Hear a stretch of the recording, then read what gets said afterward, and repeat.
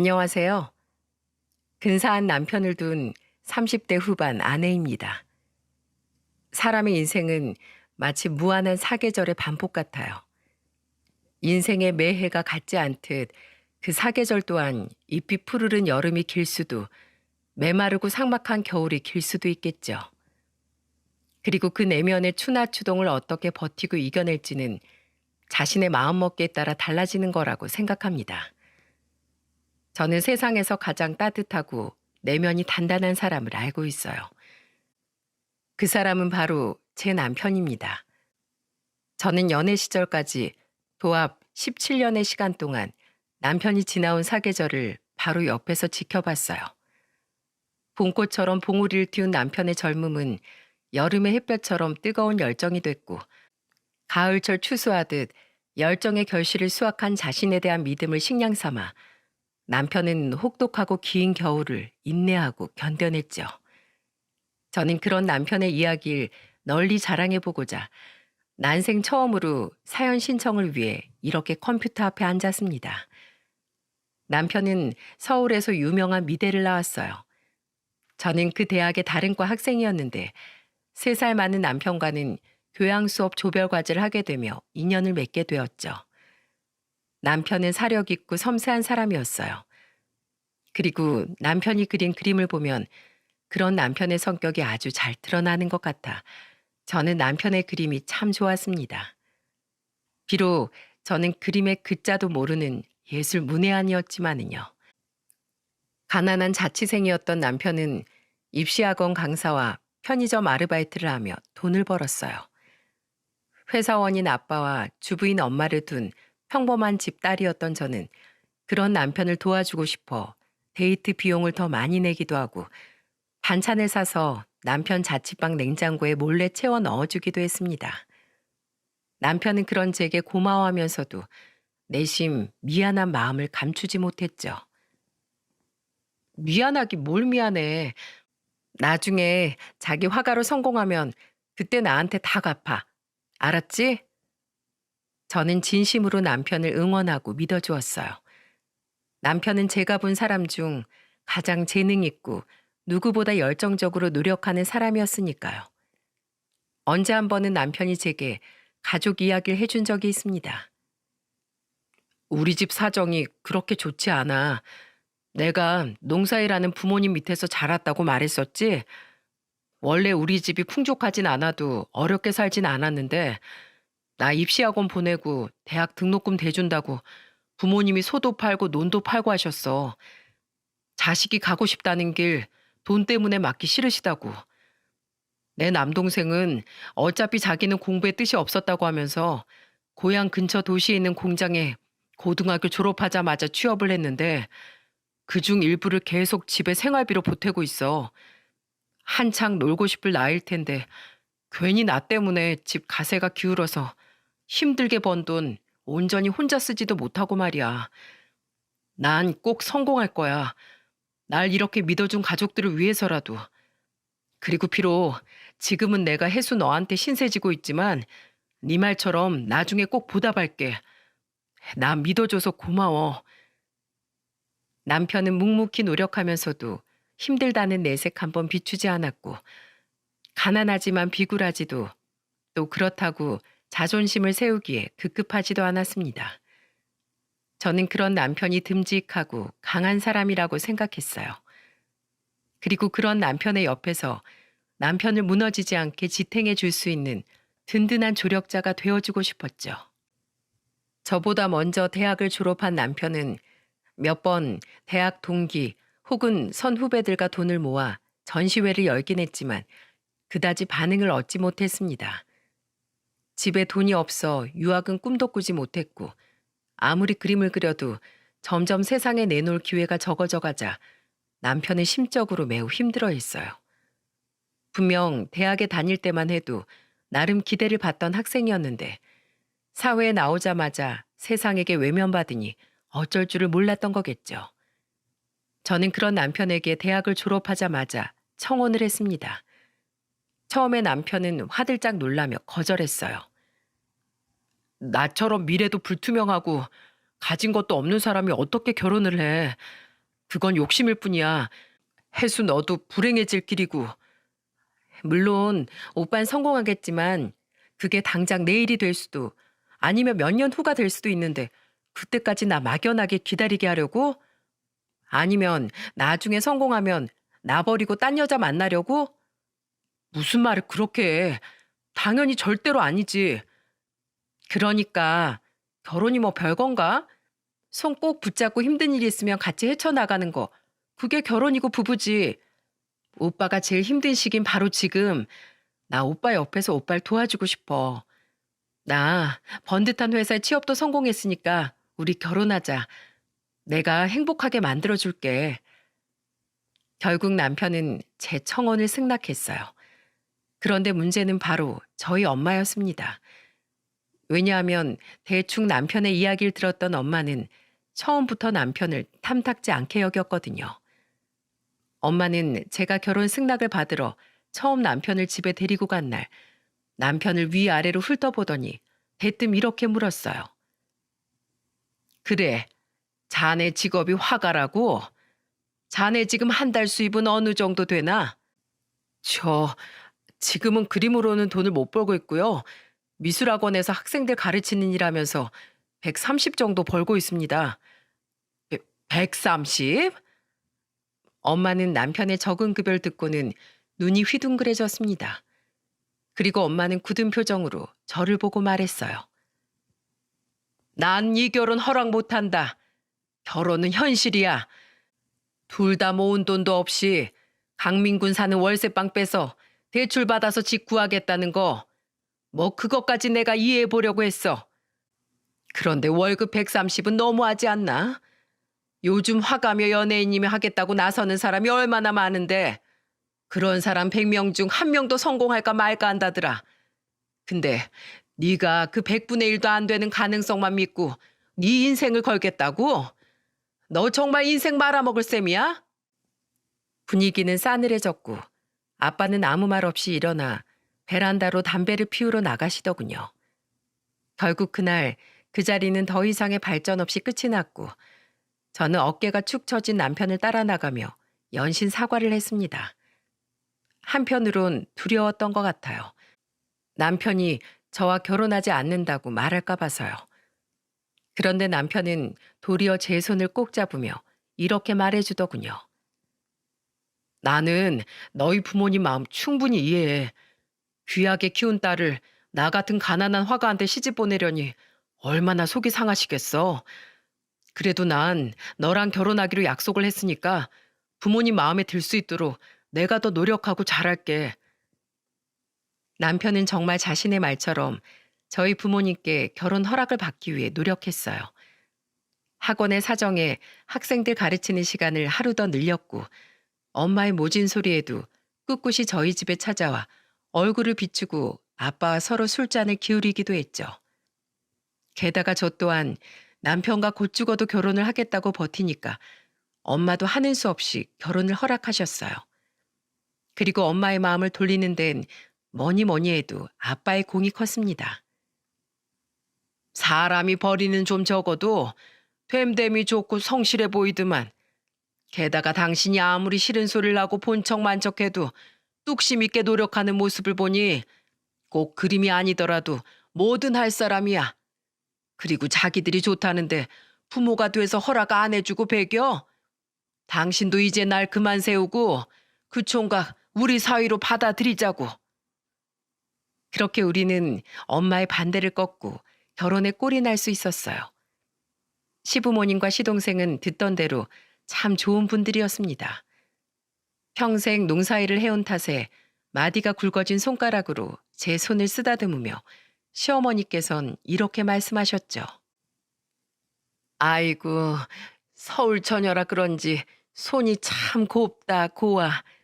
곱게 자란 서울 처녀가 아우리처럼 없는 집에 시집 온다는 게 쉬운 결정이 아니었을 텐데 아가 너에게도 딸을 보내주신 너희 부모님께도 우리가 고마운 마음을 감출 길이 없구나. 형수님, 전 결혼해서도 저희 부모님 모시고 여기서 같이 살 거니까 우린 신경 쓰지 마시고 형이랑 행복하게 사세요. 혹시 매달 용돈 같은 거 보내실 생각일랑 마시고요. 시댁 식구들은 행여 사정이 넉넉치 않은 자신들이 우리에게 짐이 될까 연신 자신들은 신경 쓰지 말라고 하더군요. 시댁 식구들의 마음 씀씀이가 고마우면서도 안타까워 저는 도리어 시댁 식구들에게 더욱 마음이 갔죠. 우리는 친정아빠가 도와주신 5천만 원과 남편이 모아둔 약간의 돈, 그리고 남편이 살던 월세 보증금을 빼서 보증금 5천에 월세 60짜리의 작은 빌라 반전세를 얻었어요. 남은 돈으로는 혼수를 채워넣고 결혼식을 올리는 비용으로 사용했죠. 에휴, 첫째 사인 결혼할 때 아파트에 왔는데 전세도 아니고 반전세라니 이거 원. 엄마는 반전셋집을 얻었다는 말에 연신 한숨을 쉬었지만 저는 그 집이 나쁘지 않았어요. 방이 2개나 됐고 제법 널찍하고 볕도 잘 들어오는 거실도 마음에 들었거든요. 연애 3년 후 어렵게 시작한 결혼 생활은 꽤나 고됐습니다. 그래도 둘이서 생활할 땐 그나마 괜찮았어요. 문제는 제가 결혼한 지 2년 뒤 임신을 하면서부터 시작되었죠. 임신한 지 5달쯤 되었을 때 남편은 근심 어린 표정으로 제게 말했습니다. 여보, 나 그림 그만 포기하고 회사 들어갈까 해. 뭐? 그게 무슨 소리야? 우리 아이까지 생긴 마당에 불확실한 내 꿈만 쫓는 건 가장으로서 너무 무책임한 생각인 것 같아. 당신 회사 육아휴직도 무급이잖아. 남편의 말에 저는 눈물이 핑 돌았습니다. 남편이 얼마나 화가로서의 성공을 꿈꿔왔는지 누구보다 제가 잘 알고 있었기에 그런 남편의 결심이 너무도 안타까웠죠. 저는 남편의 손을 잡고 고개를 저었어요. 여보, 그러지 마. 내가 당신 꿈 포기시키려고 당신 설득해서 결혼한 거 아니잖아. 당신이 화가로서의 꿈을 포기하면 난 평생 죄책감에 시달릴 거야. 그리고 나 친정에서 결혼할 때 비상금으로 챙겨준 돈 있어. 그걸로 육아휴직 기간 정도는 버틸 수 있으니까 너무 걱정하지 마. 여보, 내가 뭘 했어. 당신 행복하게 해준댔지? 나만 믿고 당신은 계속 그림에만 집중해. 내 남편 할 수 있다. 아자, 아자. 사실 친정에서 챙겨온 비상금이 있다는 건 거짓말이었습니다. 그 돈은 바로 친정엄마가 얼마 전 제게 건네주신 돈이었죠. 남편이 대리운전 일을 나간 평일 저녁, 엄마는 제게 집이냐고 묻더니 갑자기 집으로 찾아오셨더군요. 양손엔 뭔가 짐을 한가득 들고 말이에요. 엄마, 갑자기 웬일이야? 손에 그거 뭐고? 기왕 올 거면 남편이랑 같이 있을 때 오지 그랬어.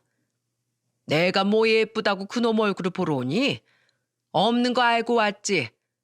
아유, 냉장고 꼬라지 좀 봐라. 뭐 있는 게 없네, 있는 게 없어. 뭐야, 엄마 들고 온 거 전부 다 반찬이야? 엄마가 2손 가득 가져온 반찬들을 살펴보니 오이지 무침과 두부 부침, 시금치 나물과 제육볶음 등 정말 다양하더군요. 그런데 그중 몇 개는 제가 좋아하는 음식이 맞았지만 나머진 눈을 씻고 봐도 전부 남편이 좋아하는 반찬뿐이더라고요. 특히 엄마표 오이지 무침은 남편이 제일 좋아하는 음식이었어요.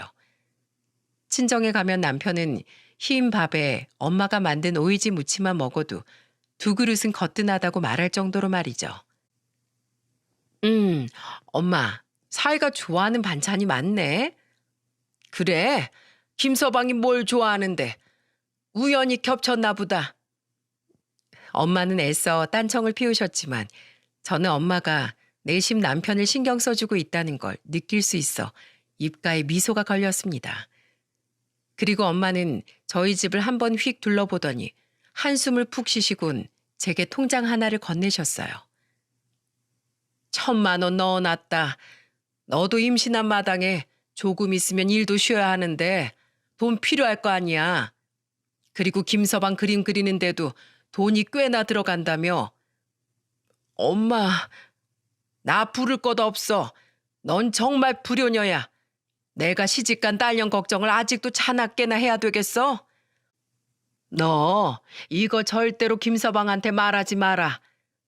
내가 도와준 거 알면 그놈이 앞으로도 처갓집 믿고 나태하게 굴지 누가 알아? 엄마, 그 사람 그런 사람 아니야. 그래도 하지 마. 돈 앞에 무너지지 않는 사람 없는 법이다. 기댈 곳이 있으면 사람 마음은 다 해이해지게 되어 있어. 그리고 너희 절대로 둘째는 갖지 마라. 지금 찾아온 아기 하나만 낳아.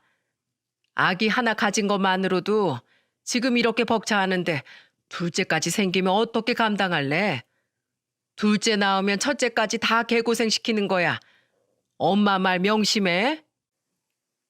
저는 다음에 건강한 아들을 출산했고 반년 뒤 돌도 안 된 아들을 어린이집에 맡긴 후 복직을 해야 했습니다. 그리고 그 해에 제 여동생 또한 결혼을 했어요. 어느덧 저희 부모님은 사위셋을 모두 보게 되신 겁니다. 우리 세 자매가 모두 결혼을 하자 친정 모임 자리는 무척이나 북적거리게 되었죠. 사위셋의 언니가 낳은 딸 제 아들까지 더해지니 말이에요. 형부는 골프 사업으로 자수성가한 사람이었고 제부는 대기업 연구직으로 일하고 있었습니다. 형부만큼 부자는 아니었지만 제부는 본디 집 사정이 넉넉했던 사람인지라 제부 또한 결혼할 때 서울에 아파트 한 채를 마련해 왔었어요. 그렇다 보니 엄마 눈에는 제 남편이 더 미워 보였던 모양인지 엄마는 친정 모임만 했다 하면 제 남편을 구박하시더군요. 우리 큰사위 굴비 좋아하지? 자, 제일 실한 놈으로 먹어. 큰일 하는 사람은 잘 먹고 다녀야 돼. 우리 막내 사위도 많이 먹고. 형부와 제부만 챙기는 엄마를 보며 남편은 쓴웃음을 지은 채 묵묵히 밥을 먹었습니다. 저는 그런 남편이 안쓰러워 엄마가 남편에게만 주지 않은 굴비를 발라 남편 밥 위에 올려주었어요. 그런데 엄마는 제 남편을 눈으로 흘기며 뻔히 들으라는 듯 투덜대셨죠.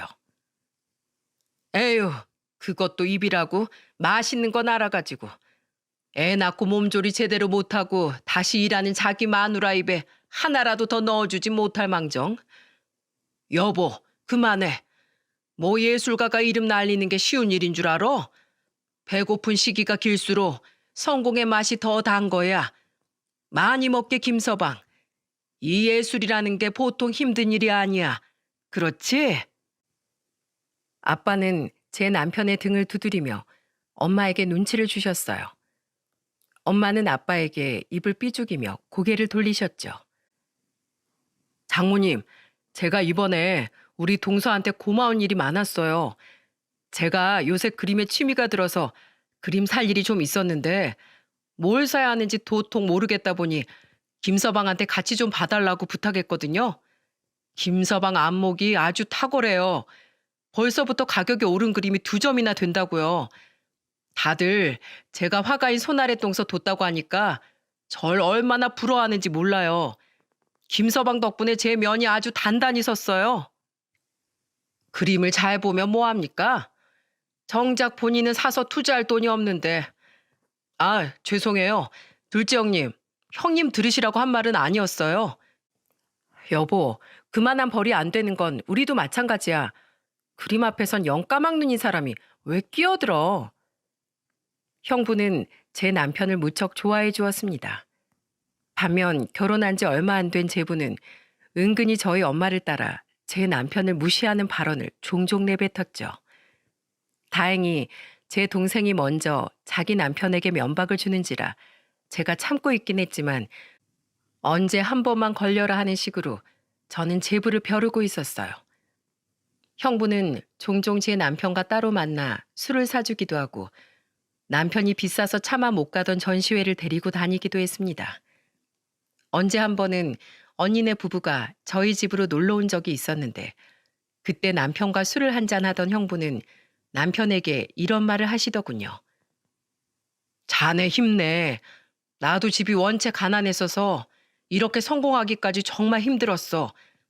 가진 무시에 조롱에 있는 놈들 수발까지 자처하면서 말이야. 그래도 난 자네를 보면 알아. 심지도 굳고 성품도 좋고 성실한 자네 같은 사람은 뭘 해도 꼭 성공할 거야.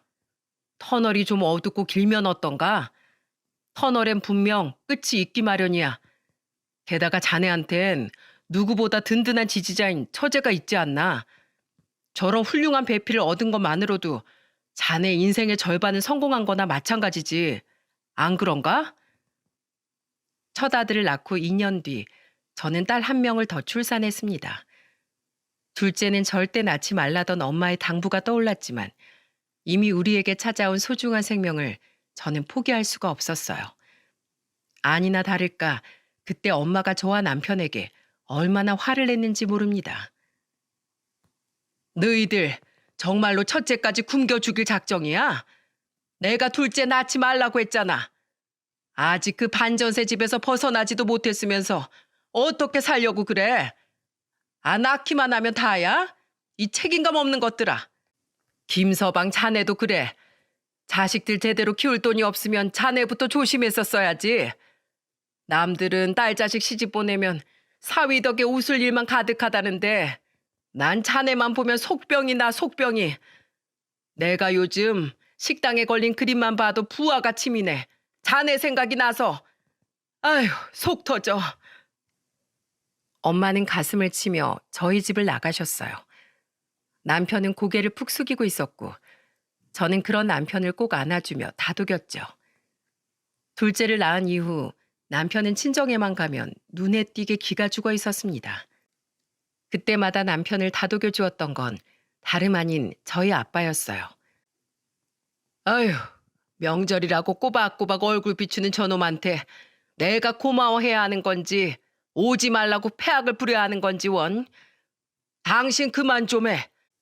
이러다 말로 정말 둘째 사위 말려버릴 작정이야? 김서방이 뭐 돈 안 벌고 가만히 있었어? 둘째 낳은 뒤로 학원도 하나 더 나가고 대리운전도 하루도 쉬지 않고 뛴다는데 그 와중에 꿈 포기 안 하고 그림까지 그리고 있으니 얼마나 장해. 김서방 어깨 펴게. 기죽을 거 하나 없어. 사람이 잔뜩 움츠러들고 살면 기회가 자기 올 곳이 아닌 줄 알고 오던 기회도 도망가 버리는 거야. 날이 갈수록 심해지는 엄마의 구박에 저는 남편에게 친정에 당분간 가지 말자고 말했어요. 하지만 남편은 조용히 고개를 저었죠. 내가 지금 못 낳았다고 장인 장모님께 딸이랑 손주들 얼굴을 안 보여드리면 어떡해. 난 괜찮아. 장모님도 속상해서 그러시는 거 나 잘 알고 있어. 게다가 당신이 없는 살림에도 가끔씩 우리 부모님께 용돈 보내드리고 늙으신 우리 부모님 돕겠다고 주말에 우리 부모님 댁 내려가서 농사를 도와주는 거 나 정말 고맙게 생각하고 있는 거 알지? 부모님하고 같이 살고 있는 내 동생하고 재수 씨도 당신한테 무척 고마워하고 있고 당신이 우리 부모님한테 잘하는 만큼 나도 장인 장모님께 효도하는 사이가 되고 싶어. 지금은 물질적으로 해드릴 수 있는 게 없지만 자주 찾아뵙기라도 해야 내 마음이 편해. 그러던 어느 날이었습니다. 결혼한 지 10년이 되던 해였죠.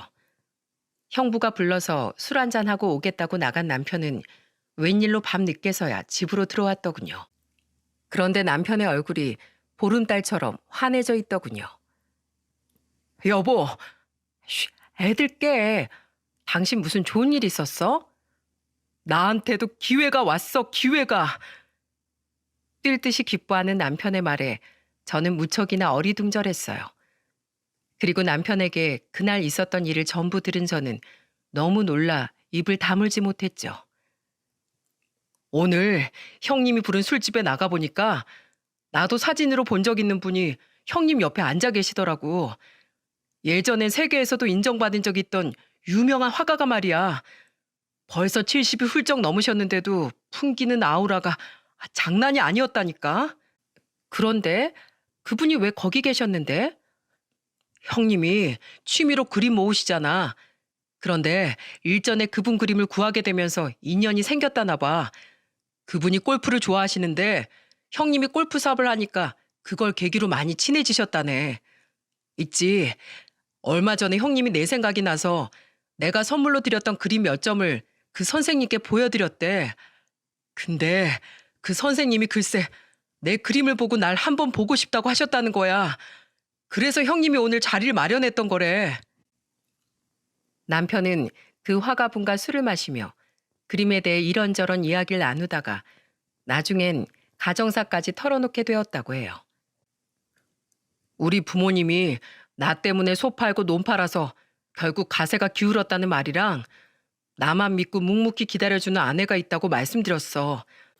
처가에도 매번 걱정만 안겨드린 못난 사위인지라 날 믿어주고 지지해준 부모님과 동생, 당신과 아이들을 위해서라도 언젠간 반드시 그림으로 꼭 성공하고 말겠다고 감히 선생님 앞에서 호언장담을 했지.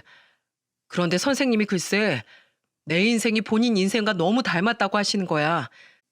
자신도 가족들이 자기를 위해 살림 미천 다 드러내며 지원해준 덕에 그렇게 성공할 수 있었다고. 그러시면서 뭘 하는 줄 알아? 당신 너무 놀라지 마. 글쎄 선생님이 나한테 자기 밑으로 와서 배워보라고 하셨어. 제자 안 받기로 유명하신 그분이 말이야. 그 선생님이라는 분은 제 남편의 그림을 눈여겨보기도 했지만 무엇보다 제 남편의 사정과 성품을 보고 그런 결심을 했다고 하셨습니다. 형부는 그 옆에서 자기가 봐도 제 남편이 참 된 사람이라며 칭찬을 아끼지 않았다고 해요. 이후 남편은 그분의 화실로 출근하기 시작했습니다. 저는 남편에게 대리운전도 학원 강사 일도 그만두고 그림에 집중하라고 말했어요. 어렵게 온 기회를 놓쳐 나중에 후회하지 않도록 최선을 다하라며 말이죠. 우리는 그래도 혹시 모른다는 마음에 양가 가족들에겐 남편의 일을 말하지 않았습니다. 무엇보다 남편이 그러길 원했죠.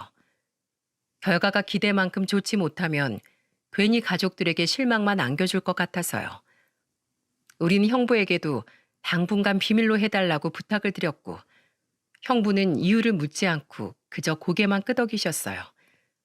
하지만 우려했던 일이 무색하게도 남편의 그동안의 노력은 점점 빛을 발하기 시작했습니다. 그 선생님은 날이 갈수록 늘어가는 남편의 그림을 보시더니 자신의 전시회에 남편의 그림도 몇 점 걸어보자고 제안을 하셨다더군요.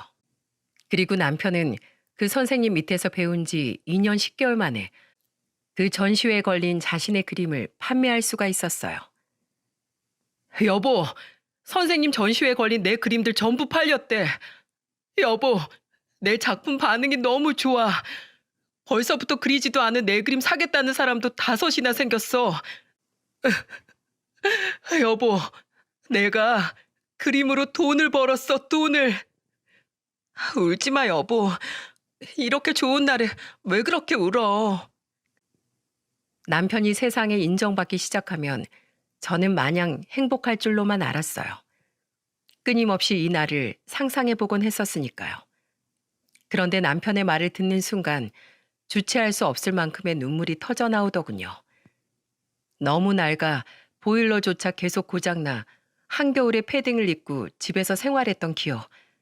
둘째 딸 초등학교 입학할 때 새 가방 사줄 돈마저 빠듯해 언니에게 고개를 숙이고 돈 부탁을 했던 지난날 등이 주마등처럼 스쳐갔죠.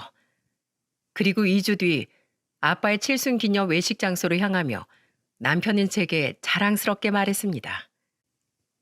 장인어른 드릴 용돈 봉투에 수표로 5장이나 넣었어. 100만 원짜리로. 뭐? 너무 과한 거 아니야? 그동안 두 분이 못난 둘째 사이 때문에 얼마나 마음고생이 많으셨어.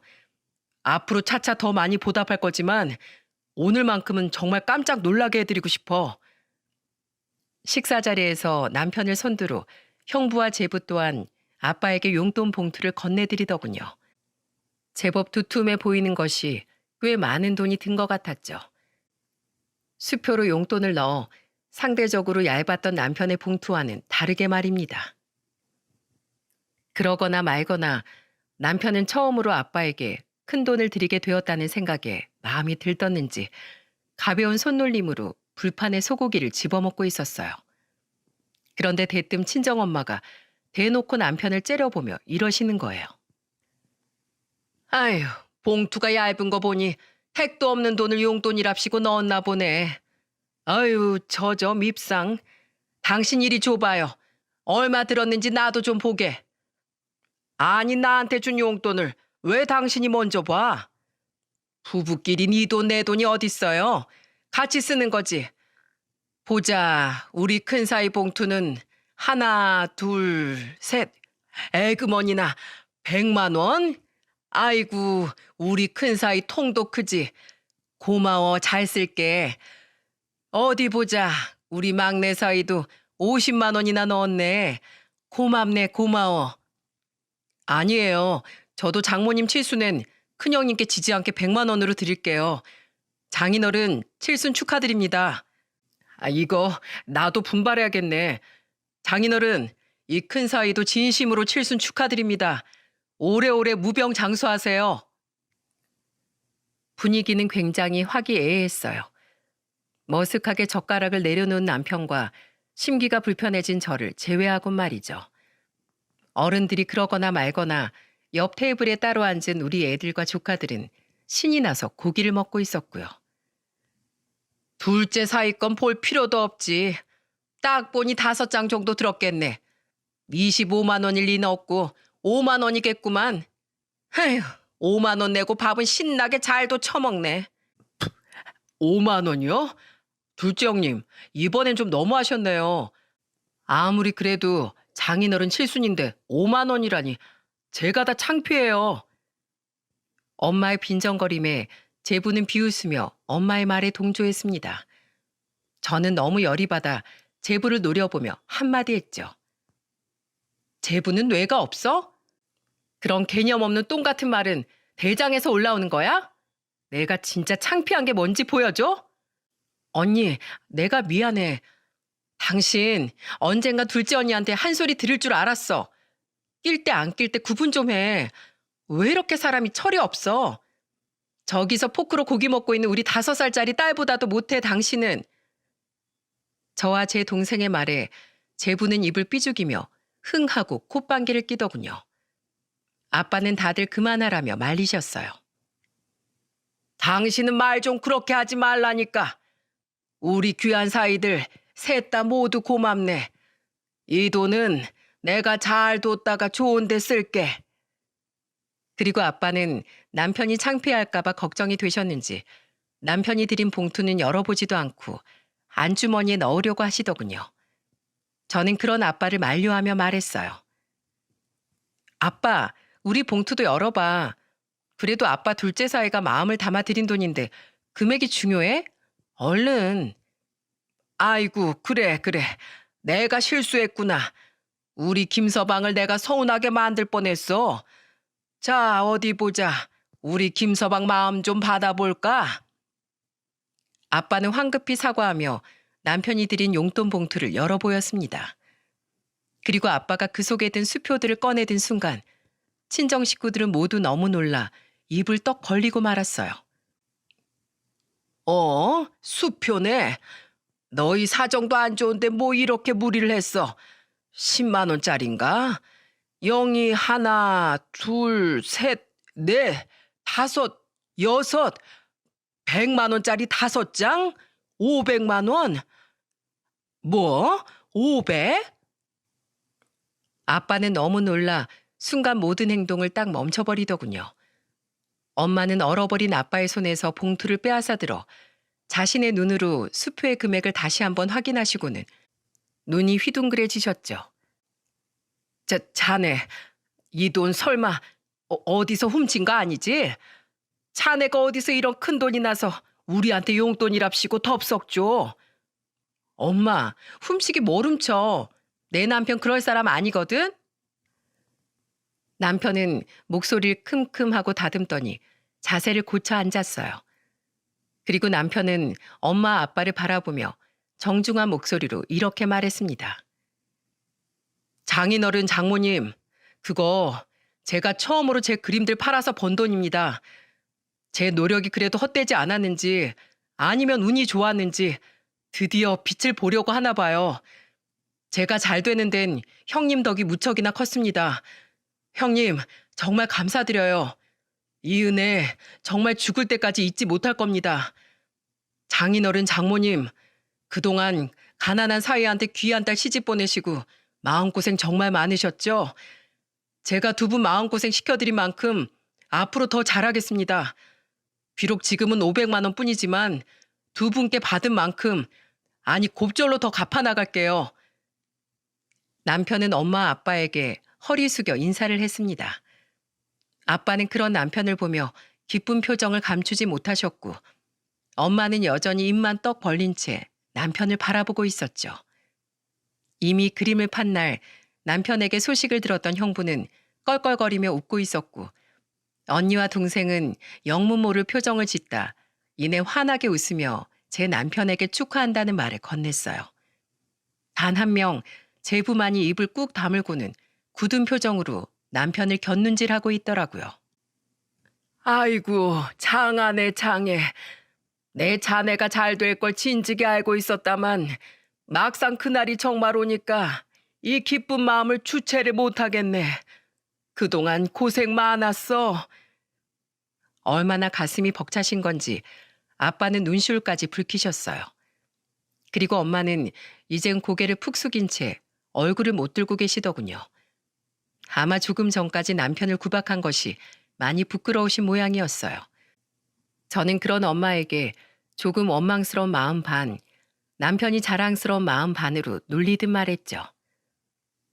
엄마, 왜 그러고 있어? 엄마도 한마디 해야지. 엄마가 나 위해서 그런 건 아는데 그래도 이 사람한테 그동안 모진말했던 거 사과해. 이 사람 아직 유명하진 않지만 곧 유명해질지도 모르는데 밖에 가서 사위 자랑 안 할 거야? 아니 아유 그래 축하하네. 엄마 그래 내가 그동안 말이 좀 심했네. 난 그냥 다 속상해서 그래서 그랬어. 아무튼 축하해. 고생 많았네. 엄마는 뻘쭘한 표정으로 남편의 눈을 쳐다보지도 못한 채 우물쭈물 말씀하셨습니다. 하지만 남편은 엄마에게 웃으며 말했어요. 아니에요, 장모님. 오히려 제가 더 죄송하죠. 13년 동안 못난 사위 기다려주셔서 정말 감사드려요. 내가 딱히 뭘 기다리거나 한 건 아니었는데 아무튼 사이가 일이 잘 풀렸다고 하니 나야 좋지 뭐. 좋네, 좋아. 엄마는 이 상황이 너무 민망한지 어쩔 줄을 모르더군요.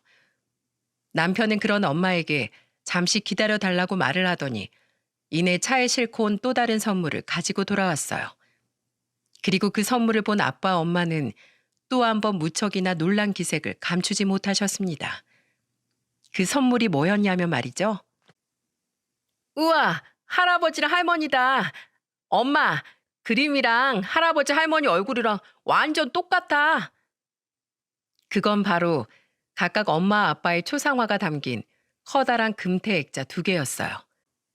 남편이 바쁜 와중에도 직접 그린 후 손수 액자까지 골라서 끼워온 세상에 단 하나밖에 없는 초상화 말입니다. 친정 식구들이 우아하며 그림을 구경하던 가운데 엄마의 시선은 엄마의 초상화 제일 아래로 향했어요. 그리고 그곳에 적힌 문구를 물끄러미 바라보던 엄마는 결국 눈물을 뚝뚝 떨구고 말았죠. 자네 정말. 그곳엔 남편이 꾹꾹 눌러 쓴 진심 어린 문장이 적혀 있었습니다. 장모님, 항상 감사하고 사랑합니다.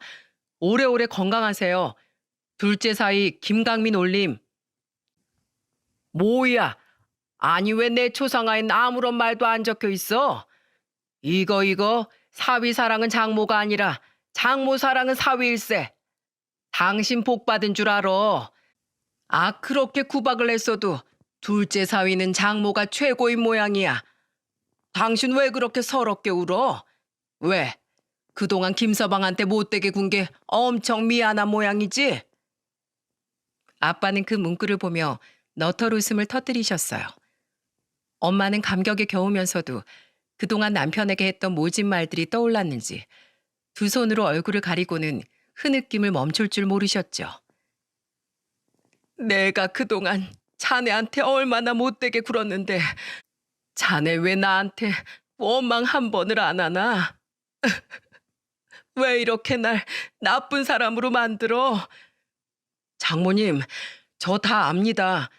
장모님이 말씀은 그렇게 하셨어도 저 몰래 생활비도 몇 번 도와주시고 저 좋아하는 반찬들만 만들어서 종종 싸다 주신 거요. 저희 집에 오이지 무침이 끊긴 적이 한 번도 없는데 제가 어떻게 그걸 몰랐겠어요. 장모님이 저 걱정하고 생각해 주시는 마음 그렇게 잘 아는 제가 어떻게 장모님을 원망할 수 있었겠냐고요.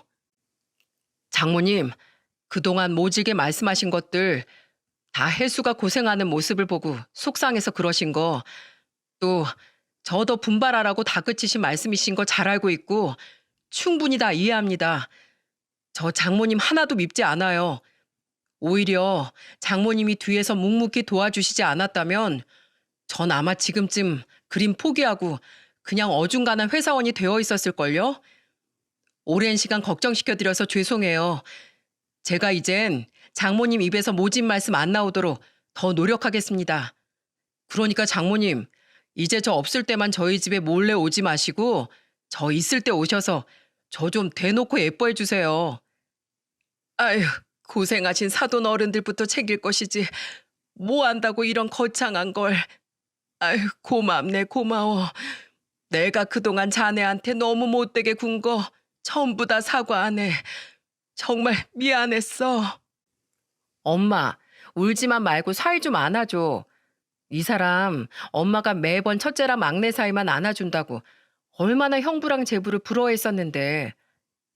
에휴, 그래, 우리 둘째 사이 한번 안아보자.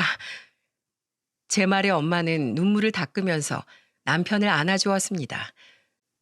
그 모습을 보고 아빠 또한 찔끔 나온 눈물을 훔치며 두 사람에게 달려들었죠. 나도 좀 안아보자. 그럼 나도 안을래. 결국 저까지 합세해 우리 네 사람은 부둥켜 안고 웃었어요. 애들은 무슨 일인가 싶어 어리둥절해 하다가 결국 어른들을 따라 웃었고 언니와 형부 그리고 동생은 우리를 보며 박수를 쳐줬죠. 오직 제부만이 머쓱한 표정으로 남편을 바라보다 식사를 끝마치고 룸에서 나올 때 제 남편에게 조용히 죄송하다고 속삭이더라고요. 정말 모두가 행복했던 아빠의 칠순 파티였습니다. 그렇게 1년이 지났고 남편은 1년 새 유명해지지 못해도 매달 저와 아이들을 먹여 살리기에는 충분할 만큼의 돈을 벌고 있어요.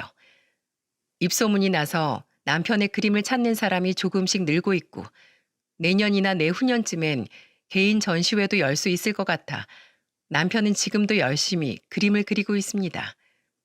그 선생님이라는 분이 아주 우리에겐 귀인이었던 거죠. 남편은 선생님의 화실에서 나와 자신의 작업실을 따로 꾸렸지만 지금도 한 달에 한 번은 그 선생님을 찾아가서 인사를 드리고 온답니다. 선생님은 남편이 성공을 향해 발을 내디딜 수 있었던 건 자신의 덕이 아니라 남편의 인내와 노력, 그리고 실력이 뭉쳐져 만든 결과물이라고 말씀하셨다고 해요. 자신은 아주 약간의 물꼬를 터줬을 뿐이라고요. 그렇게 남편은 아직 유명세를 얻지 못했지만 언젠간 보다 많은 사람들이 남편의 이름을 알게 될 그날을 저와 함께 꿈꾸며 희망차게 살아가고 있어요. 그리고 저와 남편은 이제 시댁에 매달 50만 원씩의 용돈을 보내드린답니다. 아유, 이제 막 잘 되기 시작한 거라며 이 돈 모아서 너 이사부터 가. 엄마, 저희 돈 충분히 모으고 있어요. 그리고 저희 청약 당첨돼서 내후년에 새 아파트로 들어가요. 그때가 되면 드디어 반전세 살이도 끝이라고요. 그동안 월세가 계속 올라서 매년 걱정이었는데 이사갈 생각하니까 속이 다 후련하네요. 엄마, 아버지, 그동안 포기하지 않고 저 믿어주셔서 감사해요. 지금은 50만 원씩이지만 앞으로 돈 더 많이 벌어서 두 분 호강시켜 드릴게요. 우와, 우리 엄마 아버지 큰아들 한번 잘 키우셨네. 우린 언제 자식 다 키워서 자식 덕 좀 봐보려나. 왜 자식 덕을 봐? 이 형 덕을 봐야지. 그동안 부모님 잘 모셔줘서 고맙다. 재수 씨, 제가 매번 감사드리고 있는 거 알죠? 제가 돈 많이 벌어서 내 식구 꼭 더 좋은 집으로 이사시켜 드릴게요. 이 집은 너무 낡았잖아요. 드디어 시댁 식구들에게 보답할 수 있게 되었다며 남편이 얼마나 좋아했는지 모릅니다. 시부모님과 시동생 그리고 동서 또한 드디어 일이 풀리기 시작한 남편을 보며 흥분된 마음을 가라앉히지 못했죠. 그리고 얼마 전엔 형부가 술에 떡이 된 남편을 끌고 집으로 오셨더라고요. 처음 보는 남편의 모습에 제가 깜짝 놀라자 형부는 웃으며 절 안심시켰어요. 김서방이 그동안 나한테 얻어먹었으니 자기가 비싼 술을 사겠다면서 그 독한 양주를 뭣도 모르고 시켰다가 저렇게 훅 가버렸어. 그리고 나한테 평생 갚지 못할 은혜를 입었다고 술에 취해서 계속 중얼거리더라고. 이거 참 감사도 한두 번이지 계속 들으니까 오히려 민망한 거 있지? 내가 뭐 대단한 일을 했다고. 아무튼 김서방이 잘 돼서 나도 너무 좋아 처제. 얼마 전엔 내가 좀 알려줬더니 골프도 곧잘 치더라고. 정말 김서방하고 난 영혼의 단짝이라니까. 그리고 제부는 가족 모임에서 유독 친해 보이는 남편과 형부 사이가 내심 부러웠는지 요즘엔 저희 남편에게 연락해 자기도 끼워달라고 은근슬쩍 부탁하곤 합니다. 저도 같은 임시 집안 사위인데 좀 껴주세요. 저 외로워요 형님들. 솔직히 지난날 제 남편을 은근 까내렸던 제부만 생각하면 얄미워서 딱밤이라도 한 대 쥐어받고 싶지만 남편은 뭐가 그렇게 우스운지 연신 웃으며 다음번 형부와의 술 약속에 제부도 꼭 부르겠다고 약속까지 하더군요. 참 사람이 착한 건지 속이 없는 건지 모르겠어서 저는 한숨을 푹 쉬었네요. 우리가 친정에 가면 아빠는 예전보다 남편을 더 반기세요. 한번 뱉은 일은 꼭 해내고야 마는 남편이 그렇게 기특할 수가 없다면서요. 하지만 가장 변한 건 누가 뭐래도 바로 저희 엄마입니다. 우리 둘째 사위 왔어? 아이고 한번 안아보자. 오느라 고생했어. 배고프지? 이 장모가 솜씨 한번 부려봤네. 얼른 와서 앉아. 처음엔 조금 어색했는지 남편에게 대면대면 굴던 엄마는 이젠 친정에 가자마자 손주들보다 남편을 먼저 반기십니다. 그리고 우리가 갈 때면 무슨 날도 아닌데 항상 식탁엔 거의 15첩 반상이 차려져 있곤 하죠. 물론 그중 탑처럼 쌓여있는 건 뭐니 뭐니 해도 엄마표 오이지 무침이고요. 남편은 그동안 못 받은 장모님 사랑을 듬뿍 받는 것 같아 너무 좋다며 자꾸만 친정에 가자는 걸 제가 겨우 말려서 덜 가게 되는 횟수가 2주에 한 번이네요. 아, 그런데 우리 외손자가 이번에 미술대회에서 상을 받았다며? 이제 11살이 된 저희 아들은 자기 아빠를 닮아서 그림 솜씨가 무척 좋습니다. 미술대회에 나가 매번 상을 받고 올 정도로요. 저는 은근슬쩍 남편에게 아들이 미술을 한다고 하면 시킬 거냐고 물었더니 남편은 심각한 표정으로 고민하다 이렇게 말하더군요. 글쎄, 이 길이 얼마나 힘든지 아니까 웬만하면 안 한다고 했으면 좋겠는데 귀엽고 자기가 해보겠다면 어쩌겠어. 시켜야지. 부모는 자식이 자신의 선택을 믿고 나아가게끔 뒤에서 묵묵하게 응원해주는 사람이니까 속 좀 썩어도 어쩔 수 없지 뭐. 우리 미연인 부디 예체능 말고 공부에 재능이 있었으면 좋겠네.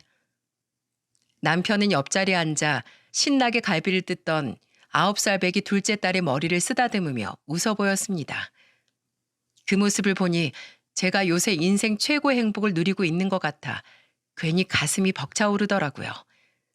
그리고 바로 어제 남편은 저녁 식사를 하다 말고 절 바라보며 이렇게 말했어요. 여보, 고마워. 예전에 약속했던 것처럼 앞으로는 내가 꼭 당신 호강시켜 줄게.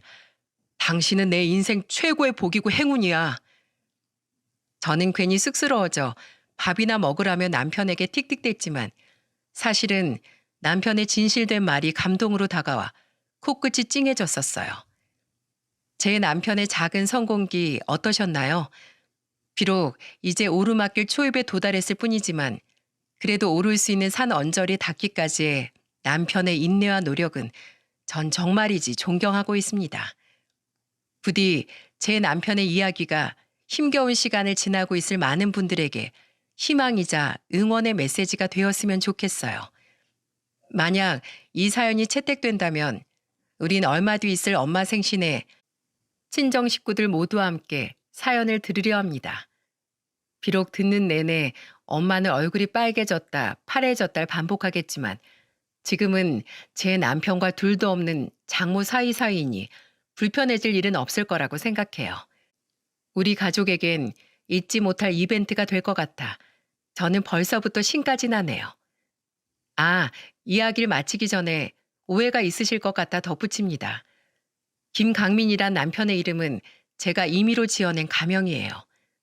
혹시 제 남편의 유명세를 위해 제가 이런 사연을 보냈다고 많은 분들이 오해를 하실까봐 애초에 오해의 소지가 없게끔 이름을 바꿔 적었죠.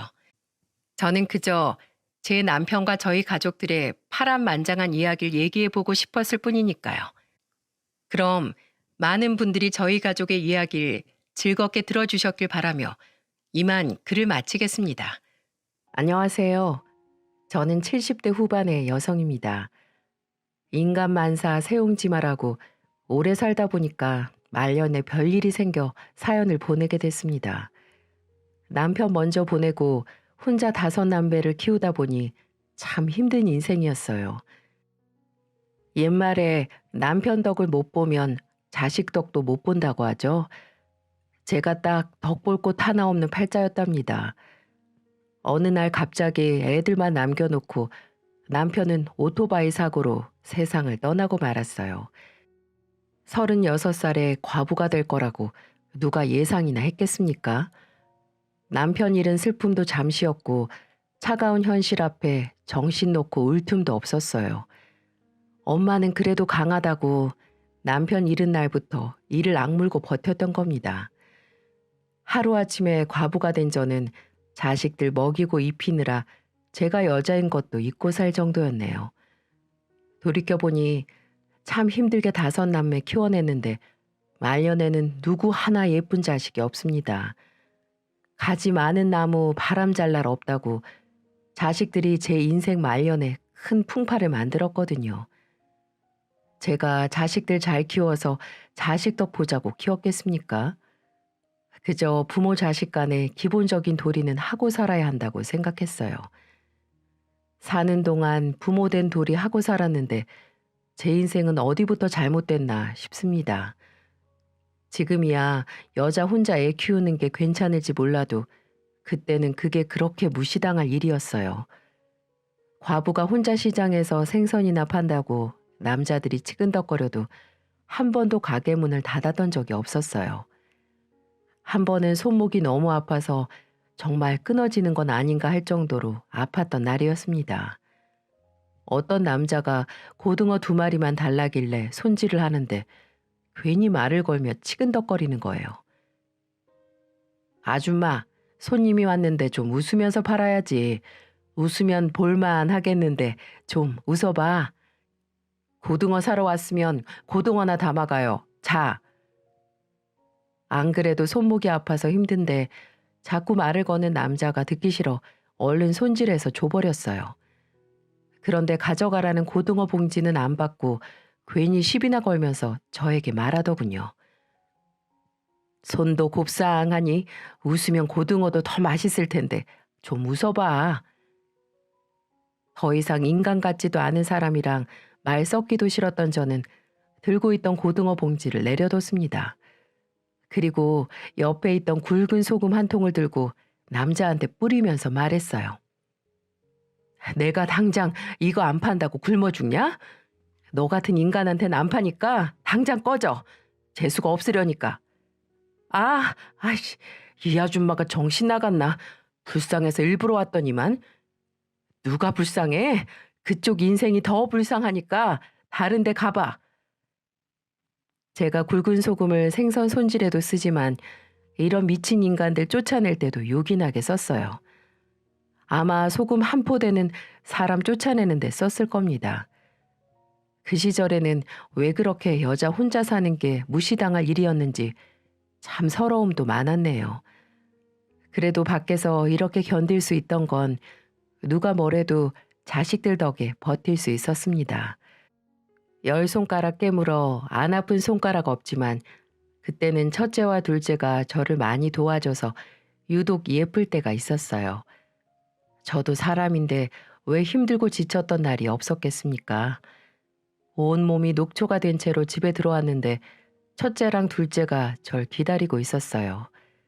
그러면서 동생들 숙제 도와주고 밥까지 잘 차려 먹었다며 자랑하듯이 말하는 겁니다. 주방을 보니 설거지까지 다 해놓고 엄마는 이제 쉬라며 첫째가 거실로 저를 끌고 가며 말했습니다. 엄마, 이쪽으로 앉아봐요. 내가 어깨 주물러 줄게요. 첫째가 어깨를 주무르겠다며 뒤에 서 있으면 둘째는 곧 다리로 붙으며 말했어요. 그럼 내가 다리 주물러 줘야지. 이렇게 하면 엄마 시원하지. 고사리 같은 손으로 어깨와 다리를 주물러주는 아이들을 보며 피로가 눈 녹듯 사라지는 기분이었어요. 눈에 넣어도 안 아플 자식들이라는 게 내 새끼들을 두고 하는 말이구나 생각했습니다. 그래도 5 중에 2 놈들이 나이 좀 먹었다고 집안일을 돕는 게 참 기특했어요. 아들은 애교 없다고 하는데 첫째와 둘째 아들은 딸 같은 아들처럼 든든하고 친근했습니다. 셋째, 넷째는 딸이었는데도 어려서 손이 많이 갈 때였고 막내도 어릴 때라서 힘든 게 이만저만이 아니었어요. 장사에 육아까지 누구 하나 도와줄 사람이 하나 없다고 생각했는데 첫째랑 둘째가 동생들 챙기며 엄마 생각을 했던 겁니다.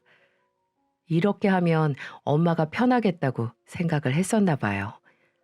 왜냐면 제가 장사를 끝내고 집에 들어갈 때 꼭 저를 불러 세워놓고 둘이 자랑하듯 말했거든요. 제가 장사를 끝내고 집에 오면 첫째는 왼팔을 잡고 말했습니다. 엄마, 오늘 제가 이불도 깔고 막내 잘 자라고 자장가도 불러줬어요. 우리 장남 잘했네. 고마워. 이렇게 말을 하면 다음은 둘째 차례였죠. 첫째랑 웃으며 얘기를 하면 둘째는 쪼르르 달려와서 오른팔을 잡고 말했어요. 엄마, 저는 오늘 동생한테 색연필도 양보했어요. 안 싸우고 잘 놀았네. 고맙다, 고마워. 그렇게 셋이 하루를 마감하듯 꼭 안고 품에 안아주는 게 저한테는 가장 큰 행복이었습니다. 비록 아빠 정은 모르고 클지라도 남매끼리 서로 의지하며 클 수 있어서 다행이라고 생각했어요. 나중에 나이 들어서 엄마마저 세상을 떠나더라도 우애 좋은 남매들이 서로 도우면서 잘 살 거라고 생각했거든요. 하지만 자식 일이 부모 마음처럼 잘 풀린다면 세상 부모들은 모두 아무 걱정도 없을 겁니다. 저도 한때는 자식들 참 잘 키웠다고 생각하기도 했던 때가 있었어요. 첫째가 공무원이 되고 둘째가 대기업에 입사했을 때 전 처음으로 자식들 앞에서 눈물을 흘렸습니다. 나처럼 구질구질하게 안 살게 하려고 노력했는데 내 자식들은 떵떵거리며 잘 살겠구나 생각하니까 눈물이 다 앞을 가리더군요. 뒤이어 셋째는 어린이집 선생님이 되어 일을 시작했고 적성에 잘 맞는다며 즐거워했습니다. 아직도 내 눈에는 애 같은데 아이들을 본다는 게 신기하기만 했어요.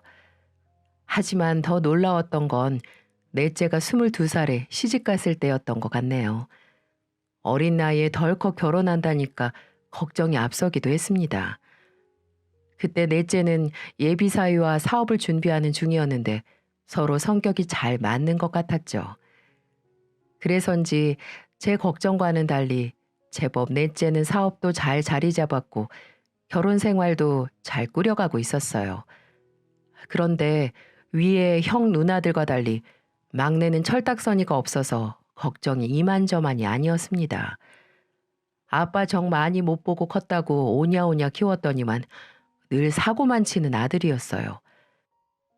막내를 빼고는 하나 둘 사회의 자리를 잘 잡았고 일하면서 자기 짝을 만나 각자 자기 가정 잘 꾸려서 살고 있었습니다.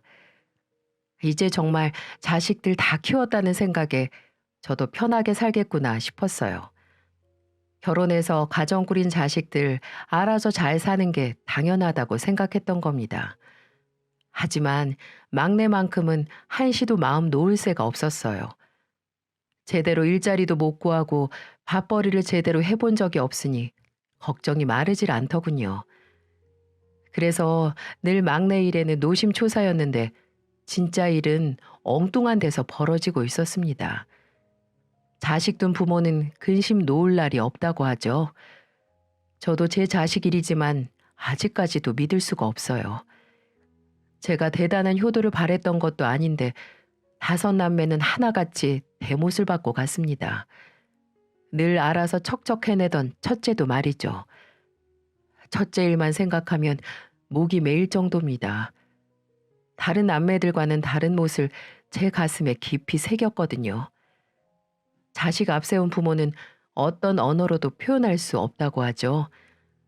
남편을 잃으면 과부가 되고 부모를 잃으면 고아가 되는데 자식을 잃은 부모한테는 그 어떤 단어도 붙일 수가 없다고 하네요.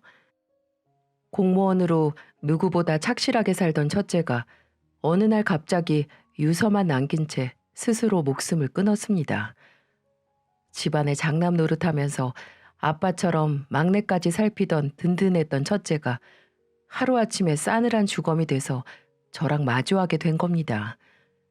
그날도 평소처럼 장사하러 가는 길에 모르는 번호로 전화가 오길래 받았더니 아들이 사망했다는 거예요. 믿을 수가 없어서 되묻기만 했네요. 어제까지도 저랑 전화했는데 우리 큰아들이 갑자기 죽었다니 말이 안 되잖아요. 아닐 거예요. 공무원 신분증 확인됐습니다. 어머님 힘드시겠지만 우선 병원으로 와주셔야 되겠어요. 믿을 수 없는 현실에 몇 번을 물었지만 내 아들이 확실하다는 말에 정신없이 병원으로 달려갔어요. 사고도 아니고 자살이라니 저는 정말 믿을 수가 없었습니다. 병원에 도착했더니 이미 아들은 온몸이 차갑게 식어 있었고 자살이라는 말에 정신이 혼미해졌어요. 경찰은 제게 아들이 남겼다는 유서를 건네며 동료 직원의 사내 고발로 아들이 감사를 받고 있었다고 그러는 겁니다. 그래서 저는 경찰에게 말했어요. 우리 아들은 그럴 애가 아니에요. 제가 알아요. 어려서도 자기 몫은 제일 나중에 챙기던 아들인데. 병원에서 한참을 울고 장례도 어떻게 치렀는지 모르게 울었어요. 남편이 죽었을 때도 그렇게 많이 울었던 기억이 없는데 첫째한테 의지하고 지내던 세월이 길어서인지 앞길이 구말리처럼 느껴졌습니다. 하지만 장례식장에서도 아들의 공무원 동료들은 아들 비리에 대해서 수군거렸고 저는 그제야 정신을 차렸어요. 우리 아들 마지막 가는 길에 누명을 벗겨야겠다고 생각했던 겁니다.